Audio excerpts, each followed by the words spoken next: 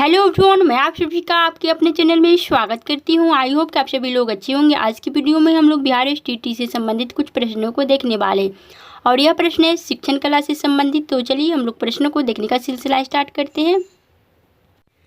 तो first question में कहा जा रहा है, प्रश्न पूछने की कौन सी विधि को आप उचित समझते हैं। ए ऑप्शन में है, शिक्षक प्रश्न को 2 बार या इससे अधिक बोले ताकि सभी छात्र जो है सुन सकें।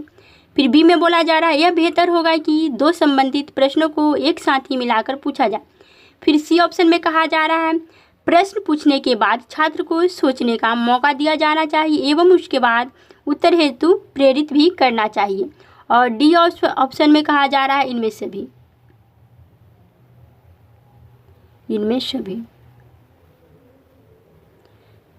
कौन सा ऑप्शन राइट होगा। क्वेश्चन में कहा जा रहा है, प्रश्न पूछने की कौन सी विधि को आप जो है उचित समझते हैं। तो सी ऑप्शन राइट होगा, क्योंकि इसमें कहा जा रहा है प्रश्न पूछने के बाद छात्र को जो है सोचने का मौका दिया जाना चाहिए एवं उसके बाद उत्तर हेतु भी प्रेरित करना चाहिए। आप एक अध्यापक हैं तो कौन से प्रश्न की विधि को उचित समझेंगे। तो सी ऑप्शन राइट होगा, प्रश्न पूछने के बाद छात्र को जो है आप सोचने का मौका देंगे, उसके बाद फिर उत्तर हेतु उसे प्रेरित भी करेंगे। तो सी ऑप्शन राइट होगा। और ए में कहा जा रहा था, शिक्षक प्रश्न को 2 बार या इससे अधिक बोले ताकि सभी छात्र जो है सुन सके। नहीं, ये तो रॉन्ग हो जाएगा। फिर बी में है, यह बेहतर होगा कि 2 संबंधित प्रश्नों को एक साथ ही मिलाकर पूछा जाए। ये भी रॉन्ग हो जाएगा। सबसे बेस्ट ऑप्शन सी वाला है। अब हम लोग आगे बढ़ेंगे और देखेंगे क्वेश्चन नंबर सेकेंड को। क्वेश्चन नंबर सेकेंड में कहा जा रहा है, विद्यालय शिक्षण के मूल्यांकन का चुनौतीपूर्ण आयाम डैश है। ए में है जांच परीक्षाओं की तैयारी, बी में है प्रदर्शन की पर्याप्तता की जांच, फिर सी में है वृद्धि का मापन और डी में है ग्रेड या फिर श्रेणी निर्धारण। कौन सा ऑप्शन राइट होगा। क्वेश्चन में बोला जा रहा है, विद्यालय शिक्षण के मूल्यांकन का चुनौतीपूर्ण आयाम डैश है। विद्यालय शिक्षण के मूल्यांकन का जो चुनौतीपूर्ण आयाम है वह क्या है।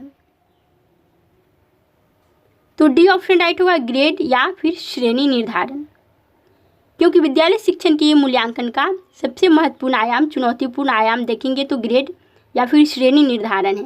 और ए में है जांच परीक्षाओं की तैयारी, नहीं है तो रॉन्ग हो जाएगा। फिर प्रदर्शन की पर्याप्तता की जांच, ये भी रॉन्ग हो जाएगा। फिर सी में वृद्धि का मापन, ये भी रॉन्ग हो जाएगा। डी ऑप्शन राइट होगा। अब हम लोग आगे बढ़ेंगे और देखेंगे क्वेश्चन नंबर थर्ड को। क्वेश्चन नंबर थर्ड में कहा जा रहा है, तब तक परिणामों का ज्ञान न हो व्यक्ति के सीखने में कोई उन्नति नहीं होती। यह विचार किनका है।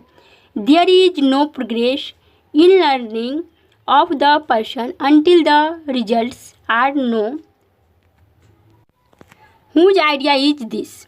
ए ऑप्शन में है जूड, बी में है हॉटसन और मे, और सी में है थॉर्नडाइक और डी में है हॉरलॉक। कौन सा ऑप्शन राइट होगा। क्वेश्चन में बोला जा रहा है, तब तक परिणामों का ज्ञान न हो व्यक्ति के सीखने में कोई उन्नति नहीं होती। यह विचार किसका है। तो बी ऑप्शन राइट होगा, हॉटसन और मे का यह विचार है, तब तक परिणामों का ज्ञान न हो व्यक्ति के सीखने में कोई उन्नति नहीं होती। यह विचार जो है यह कथन हॉटसन और मे का है। अब हम लोग आगे बढ़ेंगे और देखेंगे क्वेश्चन नंबर 4 को। क्वेश्चन नंबर 4 में कहा जा रहा है, निम्नलिखित में से कौन मानकीकृत प्राप्तांक नहीं है। ए में है प्रतिशतांक प्राप्तांक, फिर बी में है जेड प्राप्तांक और सी में है टी प्राप्तांक और डी में है स्टेन प्राप्तांक। कौन सा ऑप्शन राइट होगा। तो इसका ए ऑप्शन राइट होगा, क्योंकि क्वेश्चन में कहा जा रहा है निम्नलिखित में से कौन मानकीकृत प्राप्तांक नहीं है। तो प्रतिशतांक प्राप्तांक जो है यह मानकीकृत प्राप्तांक नहीं है। बाकी जेड प्राप्तांक तो मानकीकृत के अंतर्गत आएगा, फिर टी प्राप्तांक तो ये भी मानकीकृत प्राप्तांक के अंतर्गत आएगा, फिर स्टेन प्राप्तांक तो ये भी मानकीकृत प्राप्तांक के अंतर्गत आएगा। अब हम लोग आगे बढ़ेंगे और देखेंगे क्वेश्चन नंबर 5 को। क्वेश्चन नंबर 5 में कहा जा रहा है, शिक्षक के लिए छात्र का सम्मान प्राथमिक रूप से आएगा शिक्षक के डैश से। ए में है कानूनी प्राधिकार, बी में है व्यय के रूप में प्रतिष्ठा, फिर सी में है व्यक्तिगत ईमानदारी एवं सद्भावना, फिर डी में है माता पिता के प्रति समतुल्य दर्जा। बताना है कौन सा ऑप्शन राइट होगा। क्वेश्चन में कहा जा रहा है, शिक्षक के लिए छात्र का सम्मान प्राथमिक रूप से आएगा शिक्षक के डैश से। तो इसका सी ऑप्शन राइट होगा, व्यक्तिगत ईमानदारी एवं सद्भावना। शिक्षक के लिए छात्र का सम्मान प्राथमिक रूप से आएगा शिक्षक के व्यक्तिगत ईमानदारी एवं सद्भावना से। और ए में कहा जा रहा था कानूनी प्राधिकार से आएगा शिक्षक के प्रति छात्र का सम्मान, नहीं ये रॉन्ग हो जाएगा। फिर बी में कहा जा रहा है वयस्क के रूप में प्रतिष्ठा, नहीं ये भी रॉन्ग हो जाएगा। शिक्षक के प्रति छात्र का सम्मान जो है इस तरह से नहीं आएगा। फिर डी में है माता पिता के प्रति समतुल दर्जा, भी रॉन्ग हो जाएगा। सबसे बेस्ट ऑप्शन है सी, व्यक्तिगत ईमानदारी एवं सद्भावना से छात्र की शिक्षक के प्रति सम्मान आएगा। अब हम लोग आगे बढ़ेंगे और देखेंगे क्वेश्चन नंबर 6 को। क्वेश्चन नंबर 6 में कहा जा रहा है निम्नलिखित में कौन एक सामाजिक अभिप्रेरक है। Who among the following is a social motivator. A में है दुख एवं सुख, फिर बी में है आत्मसम्मान, सी में है आत्मसुरक्षा और डी में है बी एवं सी। कौन सा ऑप्शन राइट होगा। क्वेश्चन में कहा जा रहा है निम्नलिखित में कौन एक सामाजिक अभिप्रेरक है। कौन जो है एक सामाजिक अभिप्रेरक होगा, तो इसका डी ऑप्शन राइट होगा। आत्मसम्मान और आत्मसुरक्षा जो है सामाजिक अभिप्रेरक के रूप में आएगा। और ए में कहा जा रहा है दुख एवं सुख जो है, तो दुख एवं सुख जो है यह इमोशनल में आ जाएगा, भावात्मक में आ जाएगा। अब हम लोग आगे बढ़ेंगे और देखेंगे क्वेश्चन नंबर 7 को। क्वेश्चन नंबर 7 में कहा जा रहा है यौन अंतर्नोद किस प्रकार का प्रेरक है। What kind of motivator sex drive. A में है अचेतन, फिर बी में है व्यक्तिगत, सी में है जैविक और डी में है समाजजन्य। बताना है कौन सा ऑप्शन राइट होगा। अंतर्नोद का अर्थ है आंतरिक या फिर आत्मा, ये भी समझ जाइए।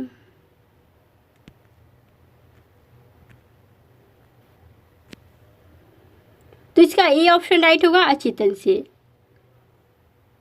अब हम लोग आगे बढ़ेंगे और देखेंगे क्वेश्चन नंबर 8 को। क्वेश्चन नंबर 8 में कहा जा रहा है विद्यार्थियों द्वारा विषय वस्तु से संबंधित प्रश्न पूछे जाने पर शिक्षक करेंगे। When a child asks a question regarding subject matter, the teacher should generally। ये में है बच्चों की जिज्ञासा को संतुष्ट करने के लिए उत्तर देने का काम करेंगे। फिर बी में है पाठ्यपुस्तक अथवा अन्य संदर्भ ग्रंथ का निर्देश। फिर सी में है दूसरे बच्चों को उसी प्रश्न का उत्तर देने का काम करेंगे। फिर डी में है बच्चों को स्वयं उत्तर देने के लिए मदद करेंगे। कौन सा ऑप्शन राइट होगा। क्वेश्चन में बोला जा रहा है विद्यार्थियों द्वारा विषय वस्तु से संबंधित प्रश्न पूछे जाने पर शिक्षक क्या करेंगे। कोई छात्र है और वह टीचर से जो है सवाल कर रहा है, तो शिक्षक क्या करेगा। यहाँ पे यही क्वेश्चन पूछा जा रहा है।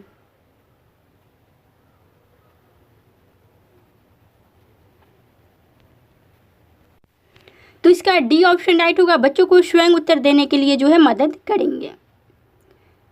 और ए में कहा जा रहा था बच्चों की जिज्ञासा को संतुष्ट करने के लिए उत्तर देने का काम, नहीं ये तो रॉन्ग हो जाएगा। फिर बी में है पाठ्यपुस्तक अथवा अन्य संदर्भ ग्रंथ का निर्देश, है भी रॉन्ग हो जाएगा। फिर सी में है दूसरे बच्चों को उसी प्रश्न का उत्तर देने का काम करेंगे, तो ये ठीक हो सकता था, परंतु बेस्ट ऑप्शन पूछा जा रहा है, ऑप्शन चूज करना है, तो डी ऑप्शन राइट होगा। अब हम लोग आगे बढ़ेंगे और देखेंगे क्वेश्चन नंबर 9 को। क्वेश्चन नंबर 9 में पूछा जा रहा है निम्नलिखित में कौन असमान व्यवहार से संबंधित नहीं है। ए में है मानसिक असंतुलन, बी में है क्रोमोसोम विसंगति, फिर सी में है याददाश्त का कमजोर होना और फिर डी में है शरीर गठन। कौन सा ऑप्शन राइट होगा। क्वेश्चन में पूछा जा रहा है निम्नलिखित में कौन असमान व्यवहार से संबंधित नहीं है, तो इसका सी ऑप्शन राइट होगा। याददाश्त का कमजोर होना जो है असमान व्यवहार से संबंधित नहीं होगा, बाकी सभी असमान व्यवहार से संबंधित होगा। मानसिक असंतुलन है तो ये भी असमान व्यवहार से संबंधित होगा। फिर क्रोमोसोम विसंगति तो ये भी होगा, फिर शरीर गठन तो ये भी होगा। अब हम लोग आगे बढ़ेंगे और देखेंगे क्वेश्चन नंबर 10 को। नहीं, इसका न बी ऑप्शन राइट होगा। क्रोमोसोम विसंगति जो होगा असमान व्यवहार से संबंधित नहीं पूछा जा रहा है, इसमें नहीं पूछा जा रहा है, तो इसलिए बी ऑप्शन राइट होगा, क्रोमोसोम विसंगति होगा। सी ऑप्शन सही है।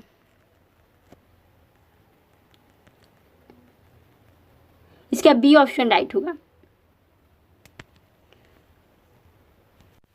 क्वेश्चन नंबर 10 में पूछा जा रहा है मूंछों वाली माता के नाम से निम्न में कौन प्रसिद्ध है। ए में है मदर टेरेसा, बी में है राजमाता और सी में है गिजुभाई बधेका और डी में है इनमें से कोई नहीं। बताना है कौन सा ऑप्शन राइट होगा। क्वेश्चन में पूछा जा रहा है मूंछों वाली माता के नाम से निम्न में कौन प्रसिद्ध है, तो इसका सी ऑप्शन राइट होगा। गिजुभाई बधेका जो है वो मूंछों वाली माता के नाम से प्रसिद्ध है। अब हम लोग आगे बढ़ेंगे और देखेंगे क्वेश्चन नंबर 11 को। क्वेश्चन नंबर 11 में कहा जा रहा है निम्न में से कौन व्यक्तित्व मापन की प्रक्षेपी तकनीक नहीं है। नहीं इसमें पूछा जा रहा है which of the following is not a projective technique of personality assessment. A में है वाक्पूर्ति परीक्षण, बी में है प्रश्नावली, सी में है प्रसंगात्मक बोध परीक्षण, फिर डी में है शब्द साहचर्य परीक्षण। बताना है कौन सा ऑप्शन राइट होगा। क्वेश्चन में कहा जा रहा है निम्न में से कौन व्यक्तित्व मापन की प्रक्षेपी तकनीक नहीं है, तो इसका बी ऑप्शन राइट होगा। प्रश्नावली जो है व्यक्तित्व मापन की प्रक्षेपी तकनीक नहीं है, बाकी सभी है। वाक्पूर्ति परीक्षण तो होगा व्यक्तित्व मापन की प्रक्षेपी तकनीक में आया, फिर प्रसंगात्मक बोध भी आएगा, फिर शब्द साहचर्य परीक्षण भी आएगा व्यक्तित्व मापन की प्रक्षेपी तकनीक के अंतर्गत। बी ऑप्शन सही होगा क्वेश्चन के अनुसार, क्योंकि क्वेश्चन में नहीं कहा जा रहा है। अब हम लोग आगे बढ़ेंगे और देखेंगे क्वेश्चन नंबर 12 को। क्वेश्चन नंबर 12 में कहा जा रहा है जब कोई परीक्षण वही मापता है जो उसके मापन करने का प्रयोजन होता है तो वह परीक्षण कहा जाता है। ए में है विश्वसनीय रिलायबल, फिर बी में है प्रमाणिक, फिर सी में है वैलिड और डी में है वस्तुनिष्ठ ऑब्जेक्टिव। बताना है कौन सा ऑप्शन राइट होगा।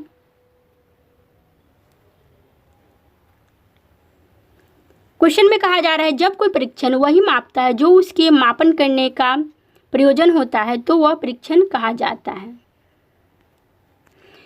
जिस मापन के लिए उसे परीक्षण करने के लिए बनाया गया उसी चीज का परीक्षण करता है तो वह क्या कहलाएगा। तो सी ऑप्शन राइट होगा। वैलिड जो होगा सो राइट होगा, क्योंकि क्वेश्चन में कहा जा रहा है जब कोई परीक्षण वही मापता है जो उसके मापन करने का प्रयोजन होता है तो वह परीक्षण कहा जाता है, वैलिड कहा जाएगा।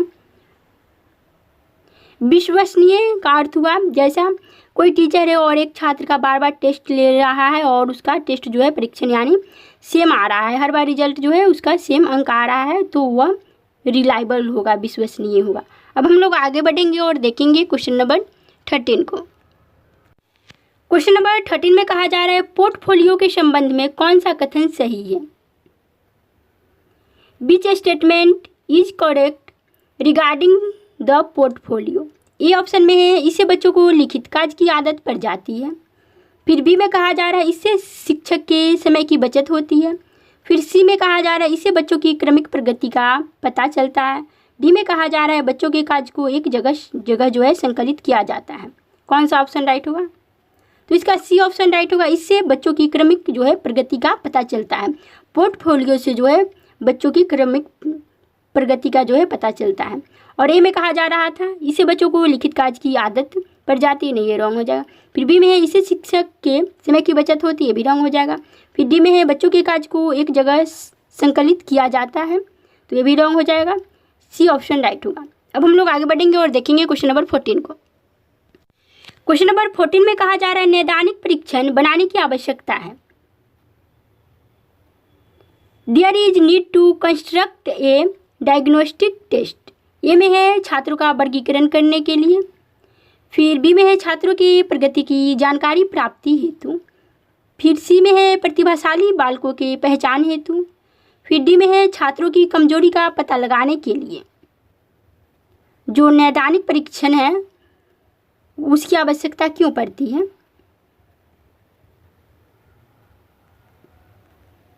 तो इसका डी ऑप्शन राइट होगा। नैदानिक परीक्षण बनाने की आवश्यकता है क्योंकि छात्रों की कमजोरी का पता जो है इसे लगाया जाता है डायग्नोस्ट टेस्ट से। और रिमीडियल टीचिंग में जो है इसमें जो है छात्रों की कमजोरी का पता लगाया जाता है और रिमीडियल में जो है उसका उपचार किया जाता है, उपचारात्मक शिक्षण में। क्वेश्चन नंबर 15 में कहा जा रहा है शिक्षकों के पेशेवर विकास के लिए क्या आवश्यक है। ये में है सेवाकालीन अध्यापक शिक्षा, फिर बी में है सतत शिक्षा, सी में है विचार गोष्ठियाँ और डी में है इनमें सभी। बताना है कौन सा ऑप्शन राइट होगा।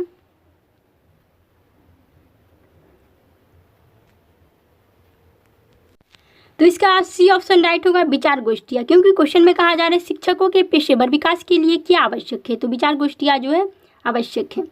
अब हम लोग आगे बढ़ेंगे और देखेंगे क्वेश्चन नंबर 16 को। क्वेश्चन नंबर 16 में कहा जा रहा है बाल अपराधियों का कृत है। ए में है विद्यालय की सामग्री को नुकसान पहुंचाना, बी में है विद्यालय के प्रति अरुचि, फिर सी में है गृह कार्य न करना और डी में है पाठ्यगामी क्रियाओं में भाग लेना। बताना है कौन सा ऑप्शन राइट होगा। क्वेश्चन में पूछा जा रहा है बाल अपराधियों का कृत है, बाल अपराधियों का कृत क्या है, तो इसका बी ऑप्शन राइट होगा, विद्यालय के प्रति जो है अरुचि होगा। बाल अपराध क्यों जो है बढ़ रहा है, तो इसका बेस्ट ऑप्शन होगा विद्यालय के प्रति जो है बालक में अरुचि है, इसलिए बाल अपराधी हो रहे हैं, बालक जो है अपराधी बन रहे हैं।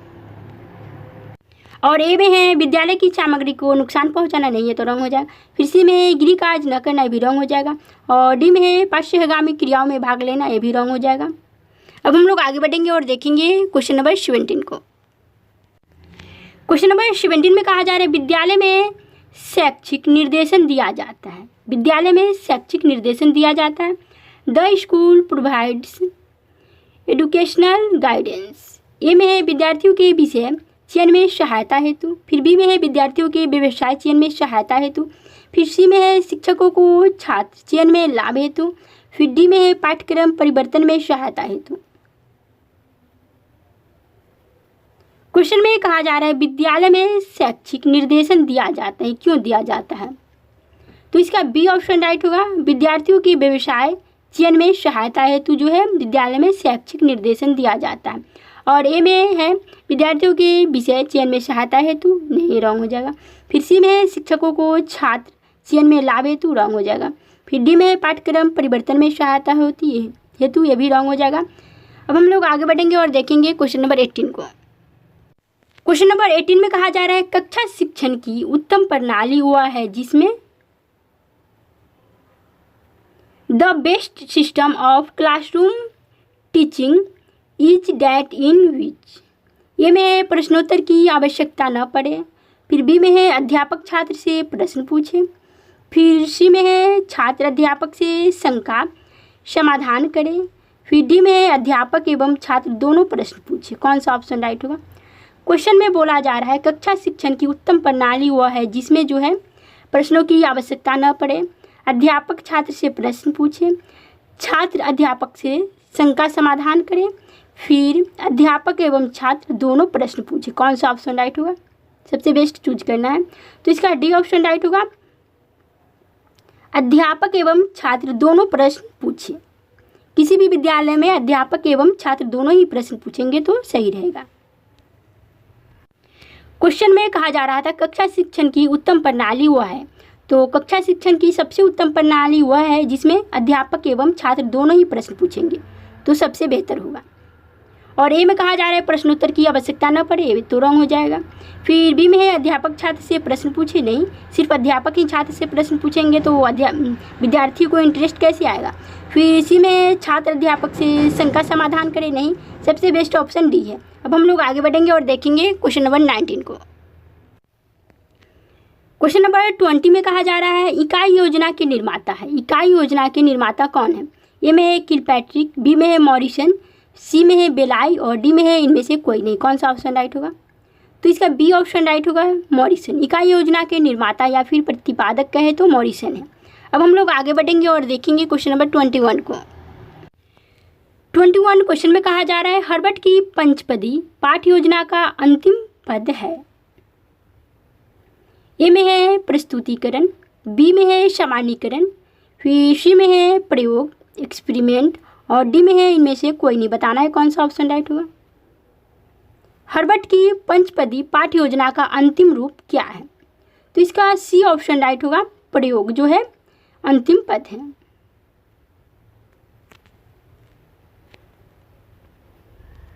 प्रस्तुतिकरण सेकेंड में आया और सामान्यीकरण जो है थर्ड में आएगा और फोर्थ में प्रयोग आएगा। अब हम लोग आगे बढ़ेंगे और देखेंगे क्वेश्चन नंबर 22 को। क्वेश्चन नंबर 22 में कहा जा रहा है दैनिक पाठ्य योजना के निर्माण में सम्मिलित रहता है। दैनिक पाठ्य योजना के निर्माण में क्या सम्मिलित रहता है। ए में है उद्देश्य निर्धारण, फिर बी में है विषय वस्तु का चयन, फिर सी में है शिक्षण विधियों का निर्धारण और डी में है इनमें से भी। तो इसका डी ऑप्शन राइट होगा, इनमें से भी। उद्देश्य निर्धारण भी होगा, विषय वस्तु का चयन भी होगा और शिक्षण विधियों का निर्धारण भी होगा। अब हम लोग आगे बढ़ेंगे और देखेंगे क्वेश्चन नंबर 23 को।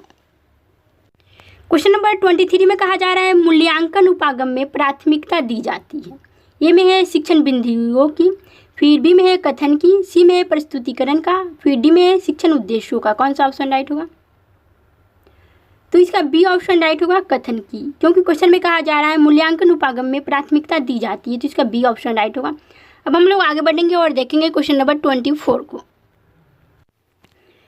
क्वेश्चन नंबर 24 में कहा जा रहा है वर्ग कक्ष में दो विद्यार्थी बैठने को लेकर आपस में झगड़ा करते हैं, तो यहाँ आप क्या करेंगे? आप एक शिक्षक के रूप में किसी स्कूल में जाते हैं और उस कक्षा में जो है दो छात्र बैठने के लिए आपस में झगड़ रहे हैं, तो आप क्या करेंगे?